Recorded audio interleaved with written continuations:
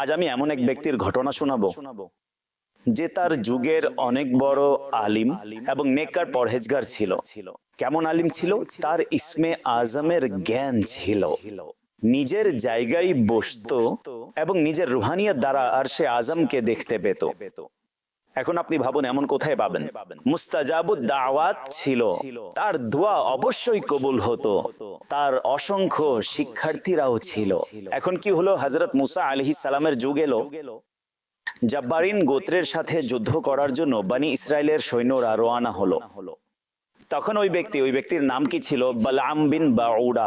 ঠিক আছে, কোরআনে তার ঘটনা বিদ্যমান। এত নেককার ব্যক্তি, এত মকবুল ব্যক্তি।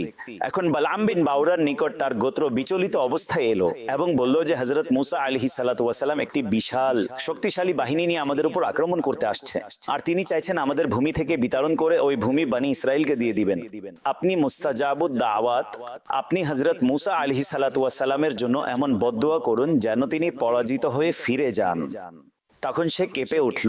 সে জানতো যে তিনি আল্লাহর নবী।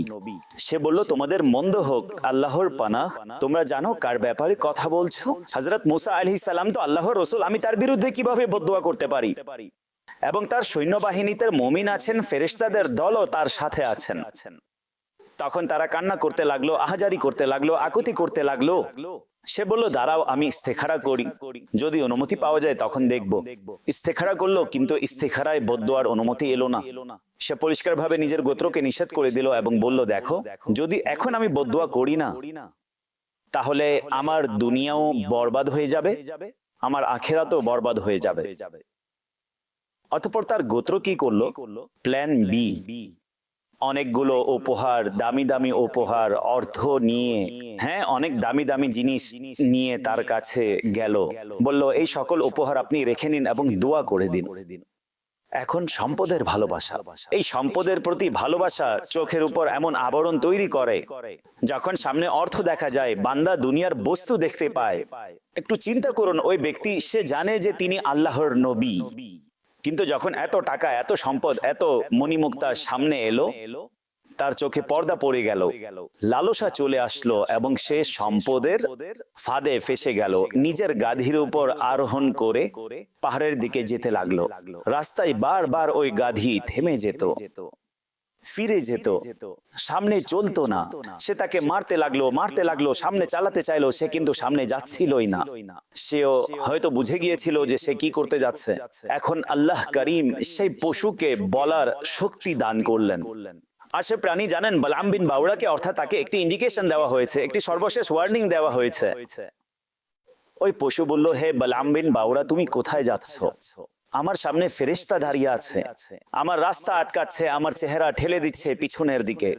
হে বালাম, তোমার মন্দ হোক, তুমি আল্লাহর নবী এবং মুমিনদের দলকে বদদুয়া করবে? আল্লাহু আকবার। এর পরেও বালাম বিন বাউরা ফিরে যায়নি। কেমন পর্দা পড়েছিল! হায় হায় হায়! অতঃপর সে পাহাড়ের উপর চড়ল। হাসবান নামক পাহাড় সেই পাহাড়ের নাম ছিল। এবং উঁচু থেকে হযরত মুসার সৈন্যদেরকে দেখলো, কেননা তারা কাছাকাছি চলে এসেছিল, বড় সৈন্য দল আসছে, এবং সে বদদুয়া করা শুরু করে দিল। কিন্তু রেজাল্ট কি হলো? আল্লাহর শান দেখুন, সে বদদুয়া তাদের জন্য করত, কিন্তু তার মুখ থেকে ওই শব্দই বের হতো না, বরং নিজের গোত্রের জন্য বদদুয়া বের হতো।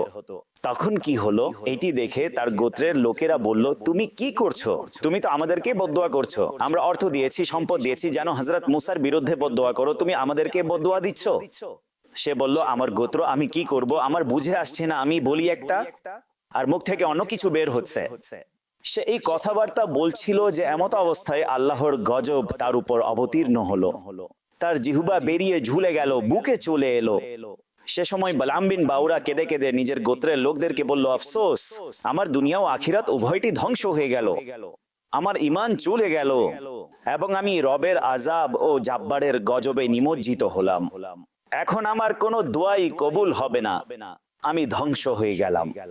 এখন ওই পাপিষ্ঠ হতভাগা লোকটি বলল, আমি তো ধ্বংস হয়ে গেলাম, আমি তোমাকে একটি পদ্ধতি বলে দিচ্ছি, আমার দোয়া তো সফল কাম হয়নি, কিন্তু যদি তোমরা হযরত মুসা আলাইহিস সালামের সৈন্যদলকে পরাজিত করতে চাও, তাহলে তোমরা হাজারো সুন্দরী নারীকে উত্তম পোশাক এবং গহনা পরাও এবং বনি ইসরায়েলের সৈন্যদের মাঝে পাঠাও।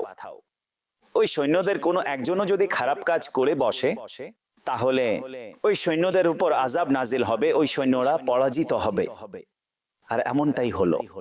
ওই সৈন্য দলের এক লোক খারাপ কাজ করলো এবং ওই সৈন্য দলের মাঝে মহামারীর রোগ ছড়িয়ে পড়লো, যাকে প্লেগ বলা হয়, এবং ঘন্টার মধ্যে 70,000 লোক মারা গেল এবং সকল সৈন্য নেস্ত নাবুদ হয়ে সফলহীন ফিরে এলো। হযরত মুসা আলাইহিস সালাতু ওয়াস সালামের হৃদয় খুব ব্যথিত হলো। এখন দুটি গুরুত্বপূর্ণ বিষয় বুঝতে হবে। সম্পদের লালসা মানুষকে কোথায় নিয়ে যেতে পারে। সম্পদের ভালোবাসা কখনো হৃদয়ে প্রবেশ করতে দিবেন না। যখন চোখে আবরণ তৈরি হয়, তখন বান্দা অসংখ্য হারাম কাজে লিপ্ত হয়। আর দ্বিতীয় বিষয় যা এই ঘটনা থেকে শিখতে পেলাম, যে যদিও আমরা অনেক ভালো কাজ করছি, কিন্তু কখনো কখনো একটি হারাম কাজ, আল্লাহর একটি নাফরমানি, তাতে এমন বরকতহীনতা এবং বাধা তৈরি করে সমস্ত কাজ বরবাদ হয়ে যায়। আজ আমরা বলি আমাদের মুদ্রাস্ফীতি চলে এসেছে, কখনো বন্যা চলে এসেছে, কখনো ভূমিকম্প হয়, কখনো আগুন লেগে যায়। প্রতিদিন আমরা খারাপ সংবাদ শুনি। আমরা আমাদের আমলও তো দেখি, সেখানে একজন বান্দা ব্যভিচার করেছিল, সমস্ত সৈন্য দল ধ্বংস হয়ে গেল। আজ আমাদের দেশে ব্যভিচার ব্যাপক হয়ে গিয়েছে। আজ নির্লজ্জ কাজের ব্যাপকতা। আজ বলা হচ্ছে মদ যুবকেরা এমন ভাবে পান করছে যেমন কোল্ড ড্রিঙ্কস পান করে। তাহলে আমরা কিসের অপেক্ষা করছি? আমাদেরকে এই ঘটনা কোরআন ও হাদিস এই জন্যই বর্ণনা করেছে যে দেখো, এসব কাজে যখন রব অসন্তুষ্ট হন, তখন বরকত উঠিয়ে নেওয়া হয় এবং ধ্বংস অনিবার্য হয়ে দাঁড়ায়।